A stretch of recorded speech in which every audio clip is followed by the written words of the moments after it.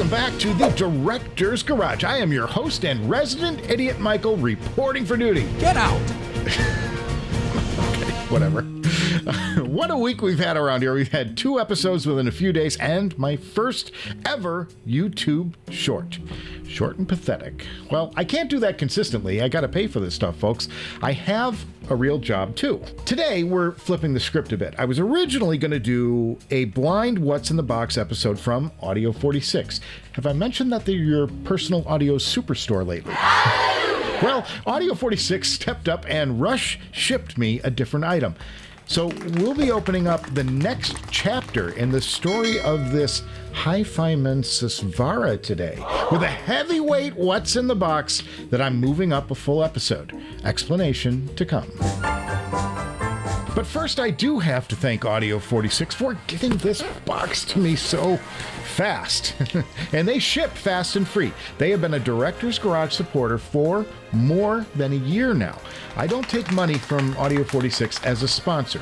They simply send me gear that I have to return in exchange for their constant, and I mean constant, supply, which is great and appreciated. I give them a mention in my show, and if you want, you can save 5% at Audio 46 by using the coupon code Director's Garage, all one word, at checkout on their site. Now, anything you buy using that code does support this channel. I get a small percentage of the sale. But I think I've done enough past Audio 46 reviews by now to show that clearly I haven't exactly been doling out glowing reviews for everything they send. Sure, the Sultan got a good review, but the Meze and the Focal? Walk the plank. Well, so far, you all have purchased more than $40,000 worth of gear using that code. It really does work, and I love that I have a way of saving you guys some money while giving back. And I haven't made a profit on this channel. Just look at the money I've spent. It's not like I have 1 million subscribers here, folks. All right, enough of that. Now, this episode sort of takes the Director's Garage back to its roots as we're closing in on episode 100. Gosh. And I'm sorry. Hey. Well, what better way to celebrate than to fall back into the rabbit hole of chasing better sound? Now, ever since I bought the Susvara, it's been a non-stop quest to make them perform. Now, I'm not saying make sound. Look, I can get sound through almost any of these components back here.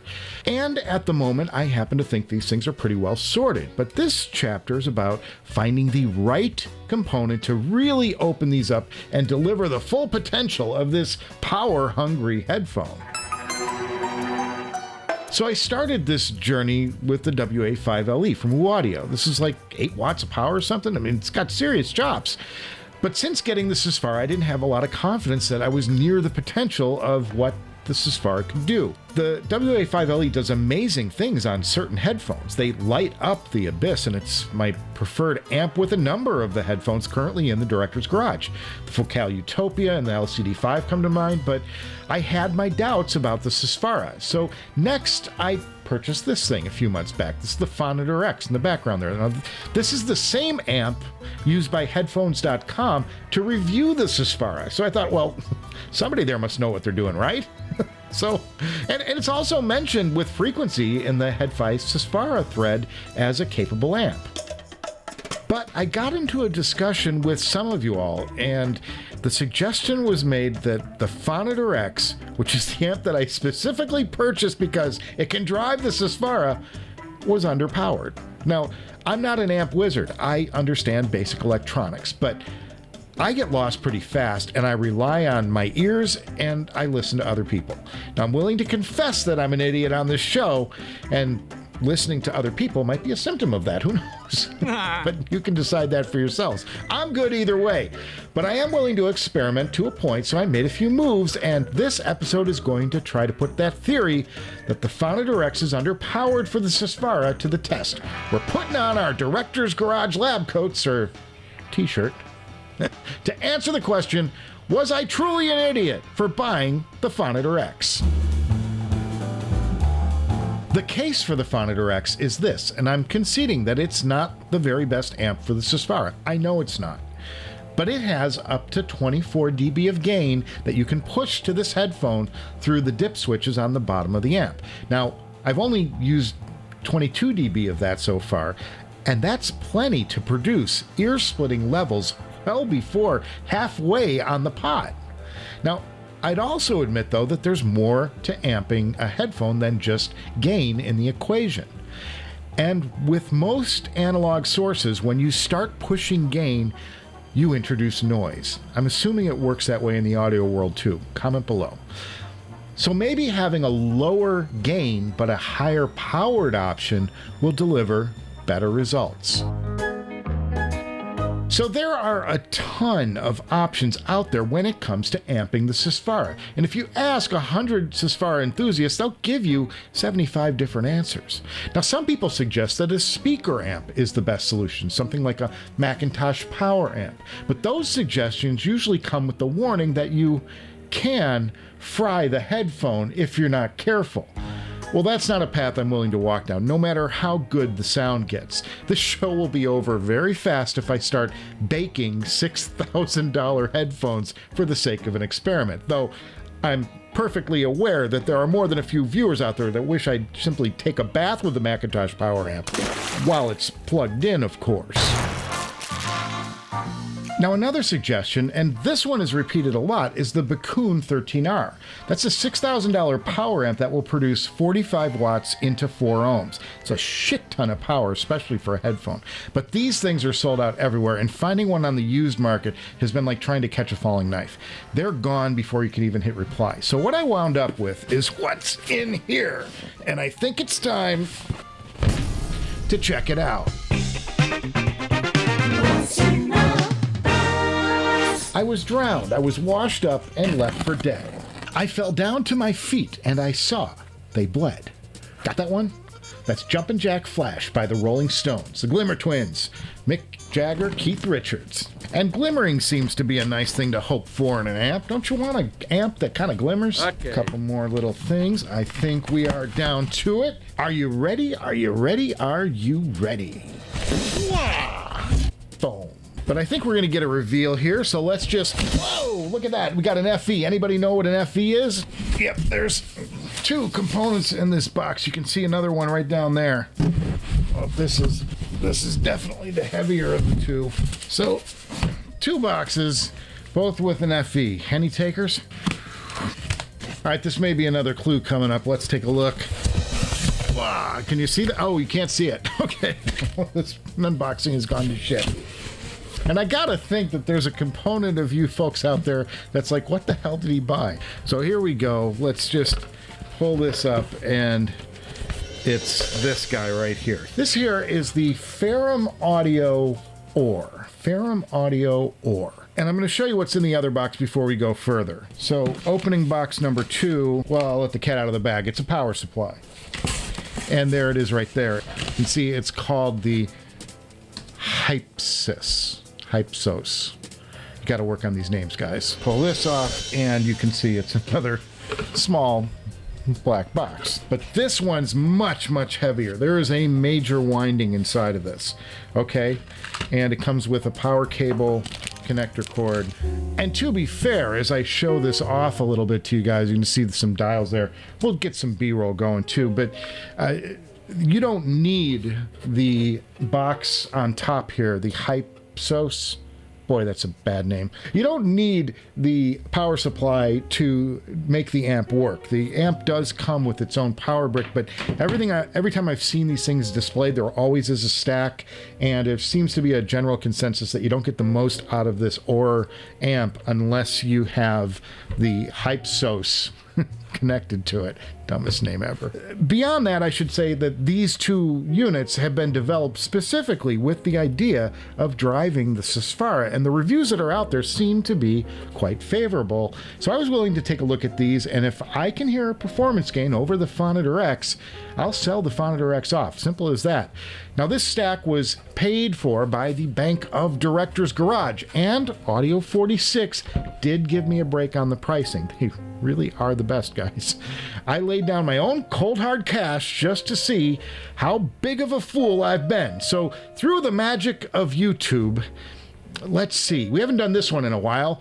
Waterfall transition. Did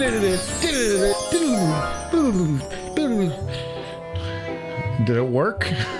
Okay. Well, we're much later in the evening now, and what kind of happened here is the Hypsos needed to get a firmware upgrade. It was getting tricky. It wasn't talking to the Mac properly, and the software install, you got to download. It was kind of messy. And then that ran me later, which meant I had to go into work. I had a project this afternoon I was working on. So I'll show a little B-roll. You can see it's ready to roll. It's all up and running. And we are now wired up and ready to check out the Susvara on 2 different amps. Okay, so I'm going to start out by listening to some cleaner stuff. So I'm going to start out with The Look of Love by Diana Krall. Nice, clean recording, and I'm going to kind of bounce between the two. I'm going to do kind of a no-no. I'm going to hot plug these things so I can quickly get an assessment of one versus the other. It's not the ideal way to do this, but for the sake of science, we're going to go ahead and give it a shot. Here we go, Look of Love. Okay, with 0 dB gain, these are not very powerful. It's giving me a good volume, but I really need to engage the gain on the Ferrum.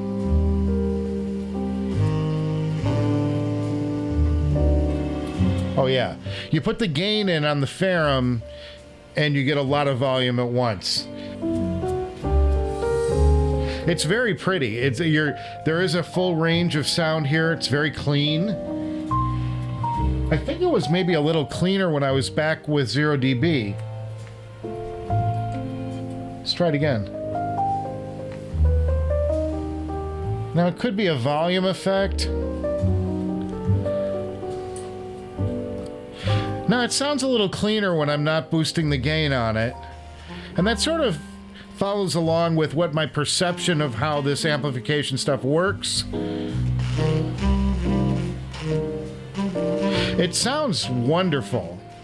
It's a very nice, it seems like it might be a little more spacious. But now let's go listen to the same track through the, oh, her voice just started. Yeah, this is really nice. There's no question. It doesn't seem all radically different from the Phonitor. Let's go down to the Phonitor and take a listen. Same track, same track.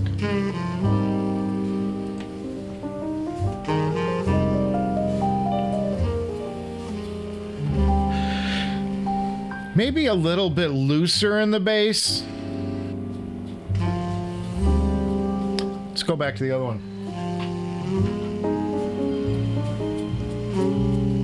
The Ferrum is a quieter experience to me. It's the background sounds a little bit darker. There seems to be a little more space around the instruments, and it's spread out.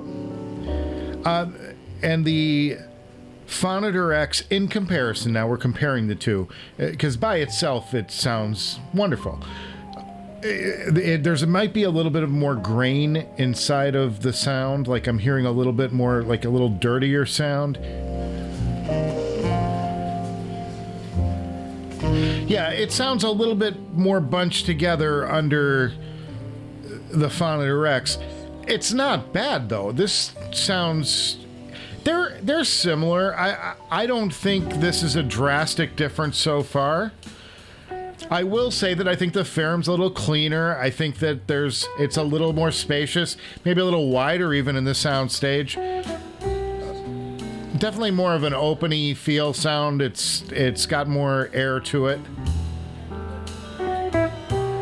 But this doesn't sound bad. Like, you don't put this on and go, oh wow, that's a grainy, awful sound.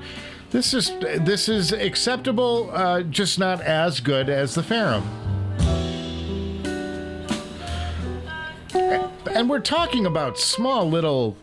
This sounds pretty good. We're talking about small increments here. I'm pulling out nuance just by jumping back and forth. Let's go to... I want to go to a Supertramp track and go to School at about a minute and a half in. I like to hear how this first burst comes in.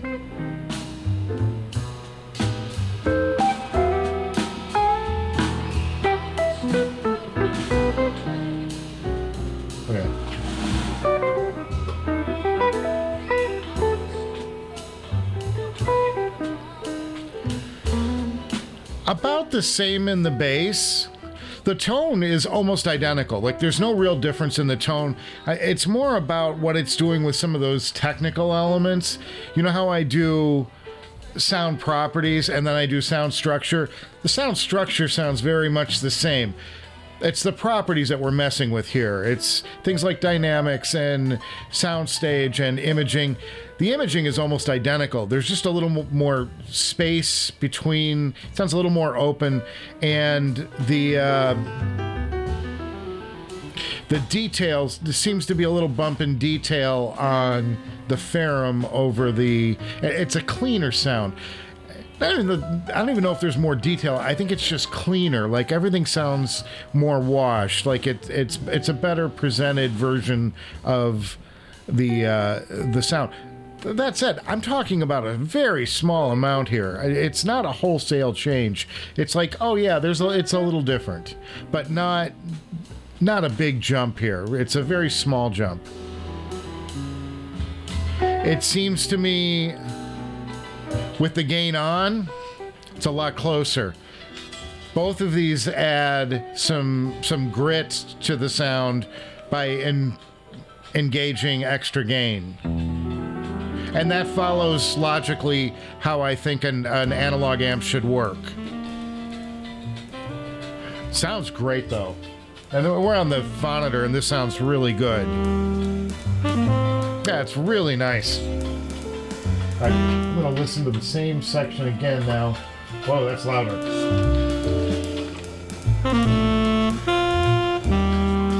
Yeah, see, it's got a little more stank on it when I got the gain up.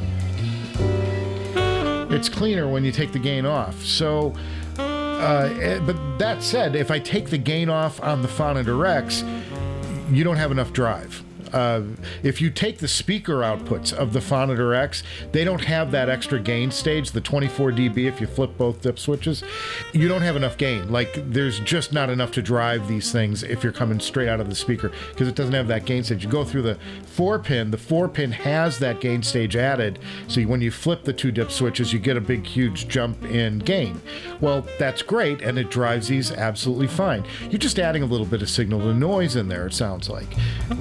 Likewise, on the Ferrum, if I really want to crank the volume, though, I got to engage that extra gain, and that does the same thing as the Phonitor X. It puts some extra noise in the signal. So there you go. Let's do one more song, and then we'll start wrapping it up here. So I think we got a pretty good handle on what's going on in these two amplifiers. Now, this is something else. This is a beautiful recording. And I'm going to do it with 0 dB because it's going to sound good, clean. Got a walking bass, string bass, upright. It's just gorgeous. These guys, these old Blue Note recordings are just,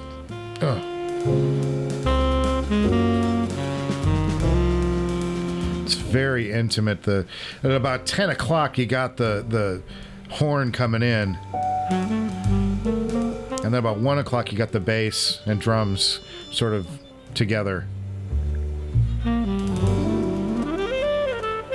It's going to jump down now to the... So this is on the Phonitor X now. Yeah. And the sax even has a bit of grain on the edge of it. It's slight though. It's not drastic. Let's pause here. I think we've got a good handle on this. I'm going to stop here for a second and let's talk about the two units here. Is the Ferrum better than the Phonitor? Yeah. Is it better by a lot? Not really. Will I sell off the Phonitor X? I think probably so. I prefer the look of the Phonitor over the Ferrum. This design here speaks to me more.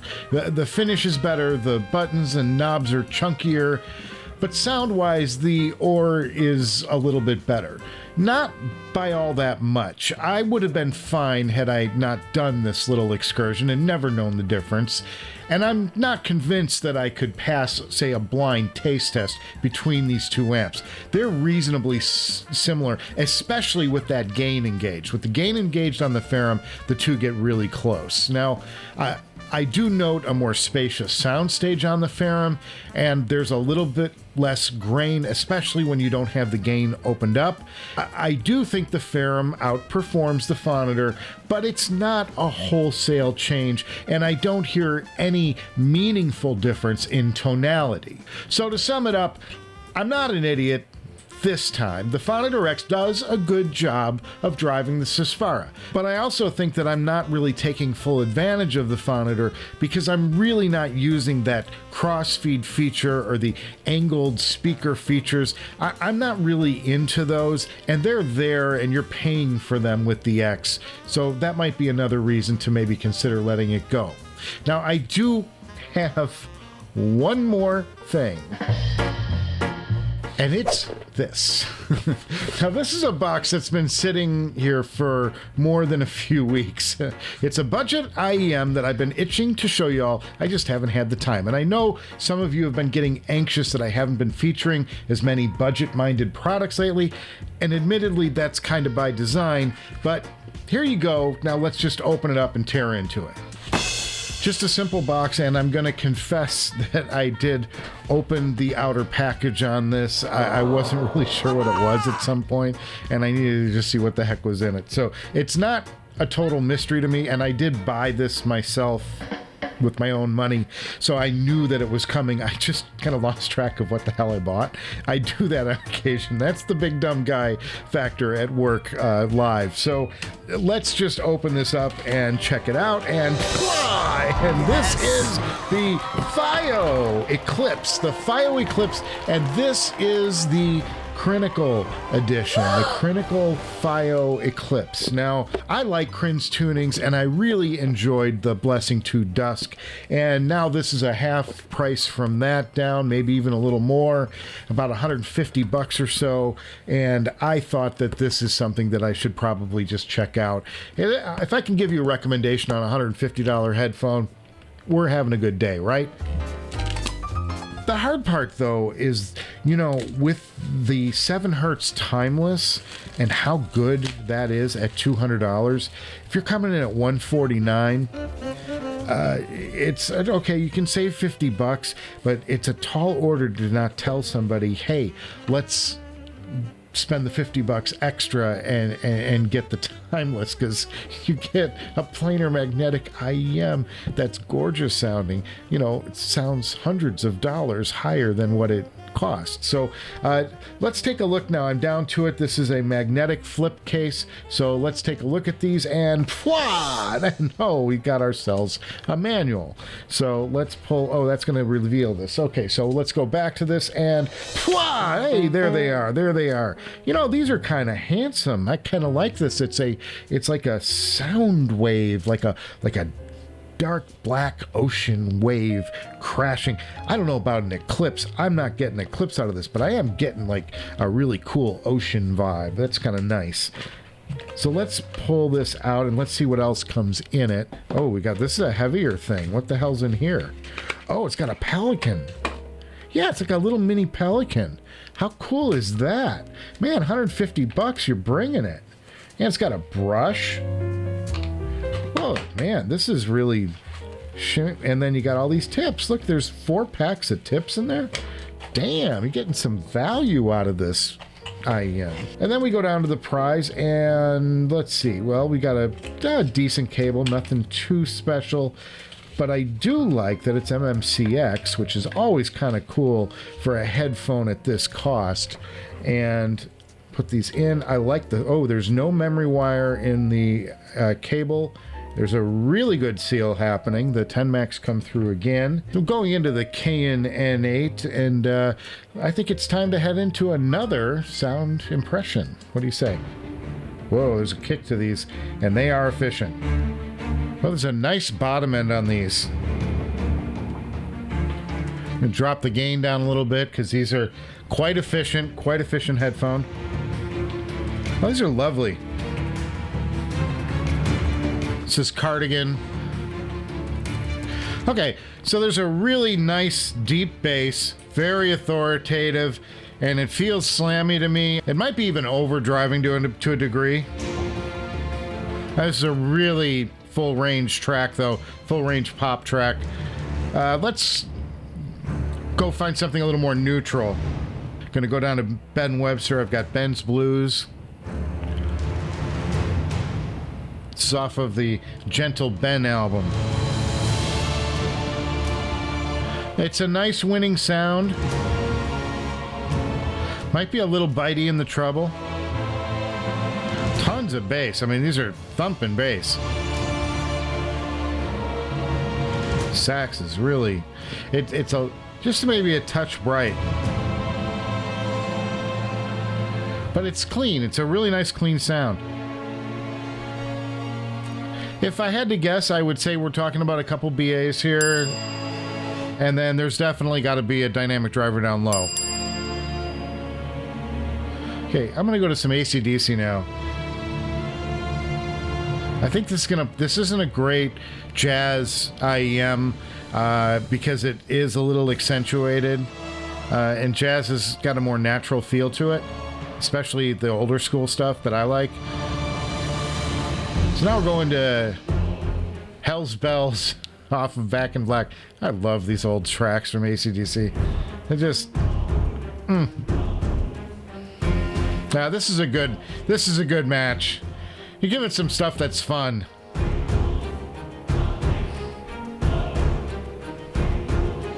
All right, so the only question that remains is how are the vocals?